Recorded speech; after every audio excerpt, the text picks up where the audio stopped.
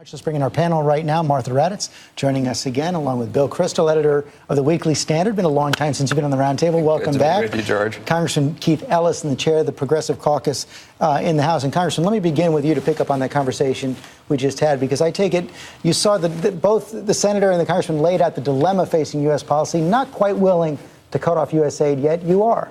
Yes, I am. I would cut off aid. I would, however, engage in intense diplomacy in Egypt and in the region to try to say, look, we will restore aid when you stop the bloodshed in the street and set up a path towards democracy that you were on before.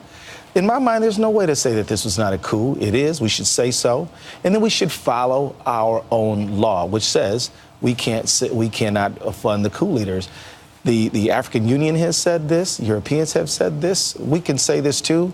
Then we shouldn't look at this just in the short term. We should look at it, our long-term integrity of the region. Bill Kristol, one country that has not said that is Israel. Israel, ironically, actually wants to keep the aid flowing. Well, I think they prefer the military to rule to the Muslim Brotherhood ruling. And I think an awful lot of people in the region prefer that. You know, an awful lot of the Arab governments prefer it.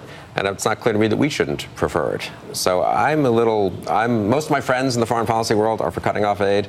I'm much more uncertain at this point. I mean, this is a trigger we can only pull once, right? You can only cut off the aid once. And what's the point of it? What would happen concretely? What better thing is going to happen in Egypt or in the region if tomorrow morning the president got on TV and said we're cutting off the aid? Well, I'm very doubtful about that. And I think there's a lot we can do with our relationship with the Egyptian military that will be harder to do once we cut off the aid. Martha, White House officials I talked to say that they haven't ruled out this step, but they make Bill's point as well. It would create a fundamentally new relationship with a longtime ally. It definitely. When you got to remember that this aid came about after the Camp David Accords.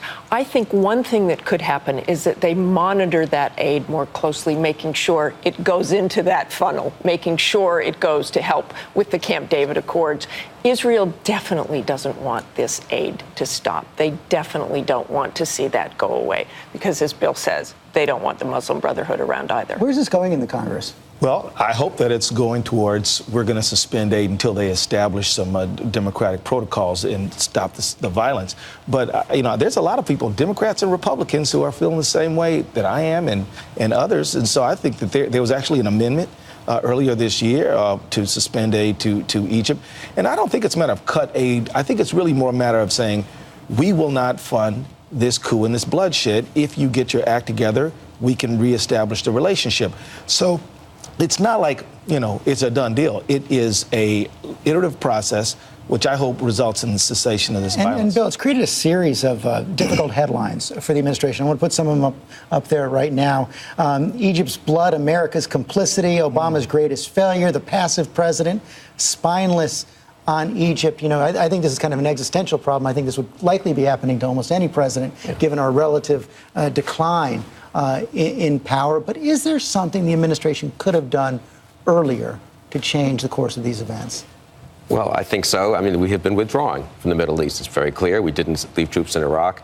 We said Assad must go in Syria, and then Assad stayed. And then this is big. Almost exactly a year ago, I think it was August 20th, 2012, the president said, we have a red line in Syria, the Assad regime's use of chemical weapons. We didn't enforce that red line. And everyone I've talked to from the region says, you now look weak. I mean, you cannot say you have a red line and then do nothing about it. And at this point, we tried to persuade Defense Secretary Hagel has made, 17 phone calls to the Egyptian military to try to tell them, don't do this, don't do this. And they just think we will not enforce, we can't be taken, we're not taken as seriously as we should be. So in a context of U.S. withdrawal and weakness, we get a Syrian civil war with 100,000 dead. We get the Muslim Brotherhood and the military fighting in the streets of Cairo. It's not good. And you got to remember what happens afterwards here. It's not like any other place. You've got 900, 1,000 dead in Egypt, the Muslim Brotherhood pushed out of power.